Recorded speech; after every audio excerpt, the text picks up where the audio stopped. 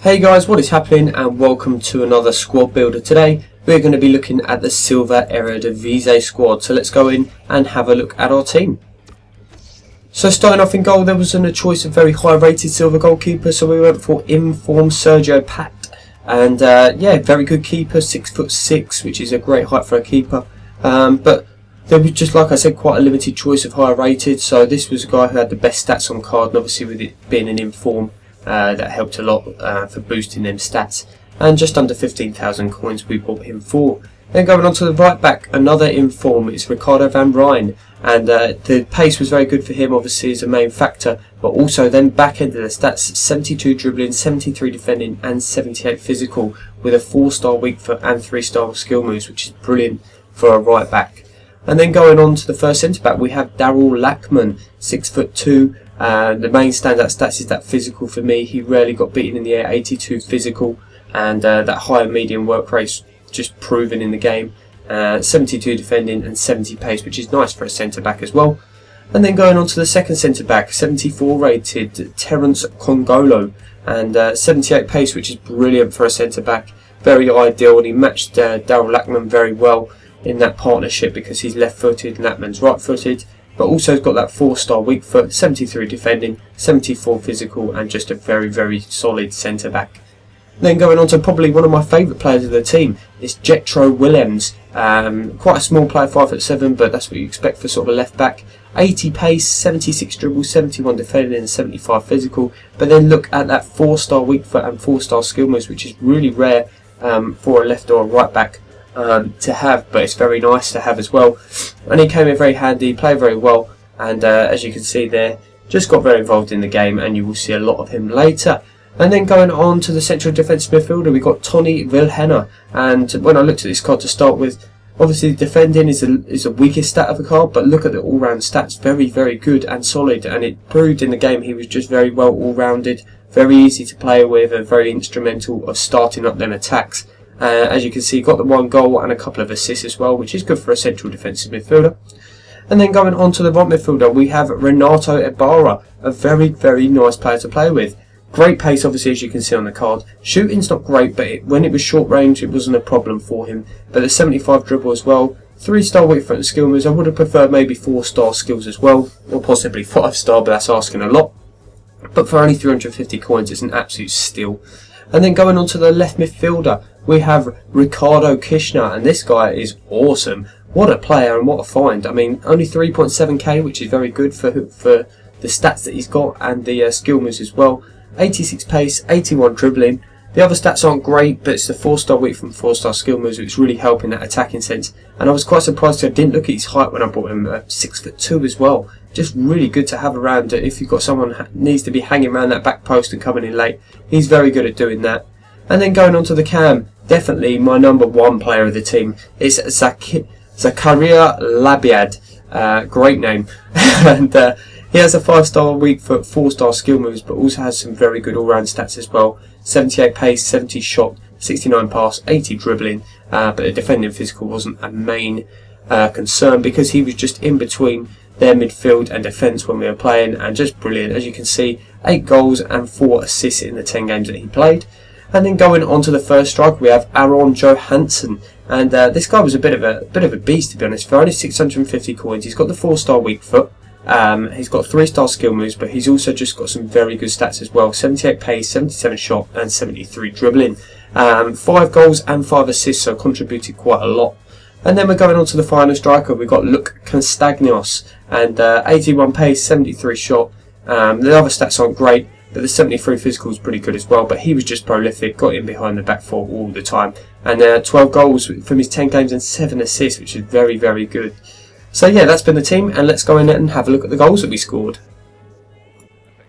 So moving on to the goals now. As you can see, this first goal here, a bit of defensive error from this guy. I sort of read what he was going to do, and he still went to that guy there, and we managed to pick up quite an easy goal with Castagnos there. But he was very good at sort of countering and homing down and getting players in. But as you can see, he's also got quite a lot of pace. He doesn't keep the ball that close to his feet, but when he gets going, it's quite hard for the other defences to try and stop him from his runs.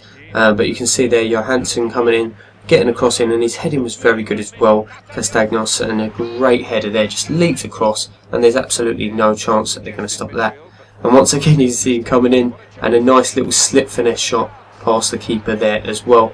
And we would have had a bit more joy with this team if it wasn't for rage quits again, which is really starting to annoy me in some of these games. But we did get some very good goals, and I think we could probably have averaged about 4 or 5 goals a game with this team. We're back on our goal scoring form, and it's nice to be able to have a team that had goals that could come from all over the pitch. It wasn't just one person. As you can see, Castagnos getting a lot there, but throughout the video it changes over, and Johansson here grabbing a nice goal as well, breaking through the defence. Good save the first time, but he pops in with a volley. Absolutely good finish there, really good finish. And then come along here, Johansson again cutting inside, and he's got a lot closer control than Castagnos, but Castagnos was always seeming to be playing a little bit further up. But he wasn't the striker that was going to pick it first. I wasn't going to pick him, and then I went for him in the end. But a very good player. And now Labyad there as well, causing quite a lot of trouble with his through balls. This guy was playing with quite a weak team though, so it's quite easy to get some of the shots in, but we're not going to complain when we're making a squad. We want to score as many goals as we can get. Johansson there, sending the keeper wide and firing that one in as well. And yeah, this team was just awesome to play with. It was more like playing with some of the early teams that we played with. A great volley there, as you can see from Kishner. Very tall player as well for a left winger, which is quite strange because you don't get that often. Usually you've got players quite low. You've got, like, especially in the Premier League, you have your players like Aaron Lennon and others like that play quite low to the floor. Very small players, but no, it was nice to play with a sort of taller winger. And we've got a bar on the other side who's quite smaller, but he was very good at just getting in behind and having the simple goals and finishes. As you see here, Labyad as well with a free kick, just dips that over the top of the wall and into the bottom corner, which was a really nice finish. And yeah, this game was pretty crazy. We're 2-0 up, and then we go 3-0 as well. Castagnos there, but we both got players sent off, and it was just a bit crazy. It was a bit of a free-fall, and I managed to make the most of it. Labyad again, showing how good he was in between. Very close control and good finishing as well from him. Very nice finish into the bottom corner there. But this was just one of the teams that I felt quite relaxed playing with. I think that if you build this team, you won't have many problems in winning games with them. The defence was very strong. We had obviously very attacking fullbacks that had capabilities of doing quite a lot, but when they needed to defend they could, which was really nice to have as well. If you wanted to push them on, you can get that overlapping run going in, but it depends how you set up the team. I always set up with the 4-1-2-1-2 with the left and right midfielders, just to have a bit of solidarity about the team. But you can have them in maybe a 4-4-2, or maybe put 5 at the back and do wing backs, and then maybe put Wilhelma in just in front of the back two. It's completely up to you how you build this side, but it's a nice finish there from Johansson as well. Just a very nice dink sort of over the keeper, which is cool. But like I said, I'm just getting a little bit annoyed when I'm playing these games and people just keep quitting out, because I'm trying to score as many goals as I can, and then, you know, maybe you score one. There was a game where I hadn't even scored a goal and a guy just quit because it was all over him. It's just ridiculous. Like, it's so annoying. But there's no need to complain too much about that, because at the end of the day we've got some very good footage here, and some very nice goals as well. So Labyad again, he got more joy in the first few games, and then Castagnos and Johansson were very good, well, throughout really. A lot of assists and goals for both of them. Van Kijn there with the assist for Castagnos again, showing that his headed skills are very, very good. And yeah, we're sort of nearing to the end of this video, and it's been quite a long one. There's a lot of goals in this one, and I wanted to tell you about the team quite a bit more. I'm going to be going on to different leagues next. I'm not really sure which league to do, so I'm at a bit of the point where I'm wondering what one we can do next. So please let me know if there's a specific league or maybe a nation that you want to do. Bronze or silver. We don't really do gold because everyone knows what the gold players are like and they know them well. It's about finding them hidden gems. You see that shot there? Hits Labyad from Johansson's shot. Just a very, very strange goal. But yeah, we're going into the final two goals.